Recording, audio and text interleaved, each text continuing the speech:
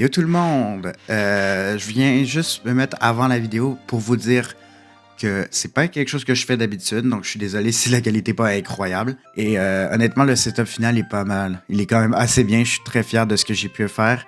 Après quelques mois, si c'est pas un an, de devoir vivre avec le setup que j'avais. Et voilà, j'espère qu'elle va vous plaire. Bon visionnage! Bon, cette vidéo n'était pas prévue. Je me suis dit, je vais faire une vidéo. Comme ça fait du contenu sur ma chaîne. Donc le premier et le plus important pour un setup, le PC. Parce que avant, je vais essayer de vous le montrer. Avant, j'étais sur ce laptop. Je le suis toujours techniquement. Mais c'est ça. Avant, j'étais sur ça. Ça là-bas. Ça va faire un changement. Donc, dans ce nouveau PC, j'ai un Ryzen 5 5700, une RTX 3050 et 16 Go de RAM et 1 Tera de SSD. Donc, je sais que c'est peut-être pas le meilleur PC du monde, mais ça est très suffisant pour ce que je fais et c'est déjà un énorme upgrade, comme on le dit en France. Ça m'a coûté 874 $ canadiens. Qui fait, je sais pas, je vais vous l'afficher, ça fait combien en euros? Ça vient de la marque Armory, qui est une marque d'une marque gaming d'une filière d'un magasin électronique canadien. Je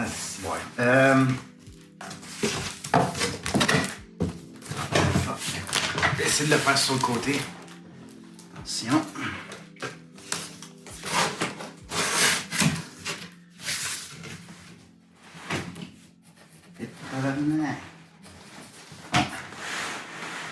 Ok. Attention.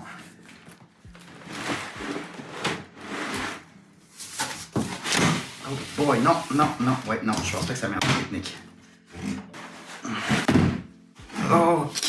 Donc, ce qu'il y a encore, c'est des câbles, un disque pour les drivers, puis une antenne Ethernet.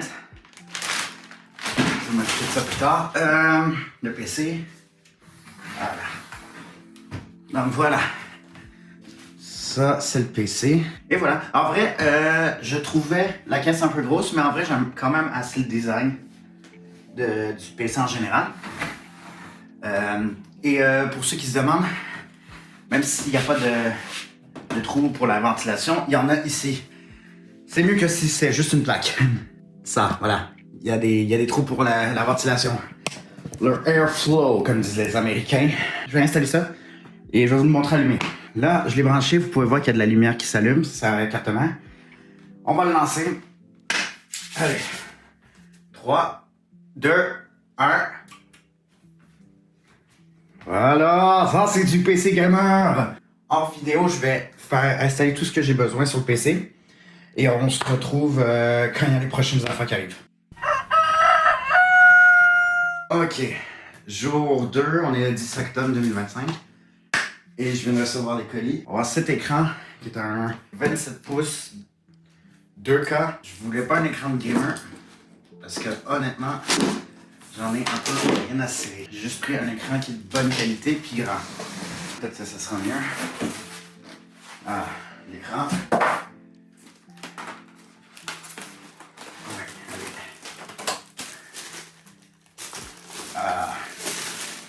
Gros écran, enfin.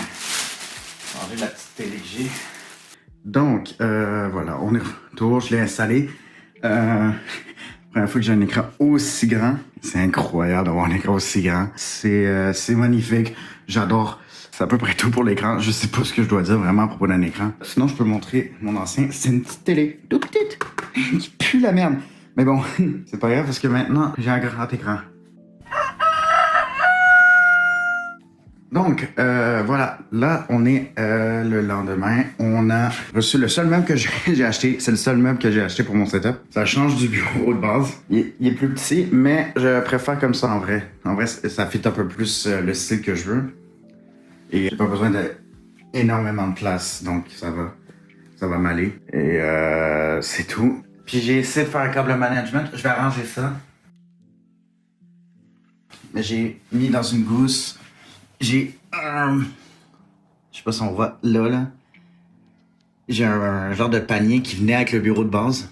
Le bureau que j'ai... Parce que c'est un bureau d'occasion, c'est pas un bureau neuf. C'est à peu près tout pour aujourd'hui. C'est le seul meuble. Prochain meuble que je risque de m'acheter peut-être dans le futur, c'est peut-être une chaise. Parce que celle-là, elle fait vraiment mal au dos.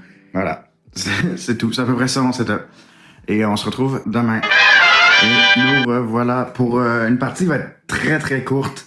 Parce qu'il n'y a pas vraiment beaucoup de changements à part cette petite lampe que j'ai reçue de Ikea, que je trouve hyper cool, même si c'est un truc très classique. Et un support écran qui est, voilà, qui est pas sur le site, qui vient d'Ikea, mais qui est pas sur le site parce que simplement je l'ai construit. Parce que ça coûte beaucoup moins cher qu'en acheter un de cette taille-là. J'ai juste utilisé une tablette murale qu'on met normalement ici, sur un mur. J'ai enlevé le truc pour rattacher au mur.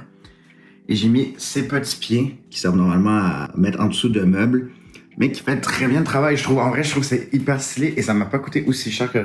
Je sais pas s'il va y avoir d'autres colis qui vont arriver à temps pour la vidéo, mais s'il y en a, je vais vous le laisser savoir. Et on se retrouve s'il y a d'autres colis. Pour le clavier custom, maintenant, c'est un Keychron Q4 modifié. J'ai enlevé la mousse entre les switches parce que je suis pas fan et j'ai relubrifié les stabilisateurs. Ce qui est les stabilisateurs, pour ceux qui ne le savent pas, qui est dans les grandes touches, qui aide à que les grandes touches soient stables. C'est un peu dans le nom. Et on va utiliser des switches de chez Gateron, qui sont des Gateron Phantom Red, que voici, qui sont pré-lubrifiés et qui sont linéaires, qui sont très bien pour le prix aussi. J'ai eu 110 pour à peu près 30$, ce qui est vraiment bon, et qui sonnent bien. Ils sont pas incroyables, mais ils sonnent très très bien pour le prix. Quand on peut comparer avec d'autres, ils sonnent très très bien. Et on va les installer maintenant.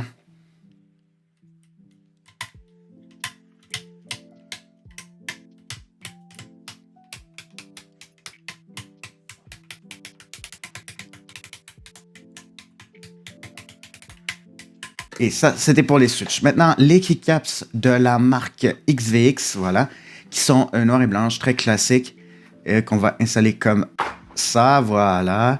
Maintenant, petit sound test.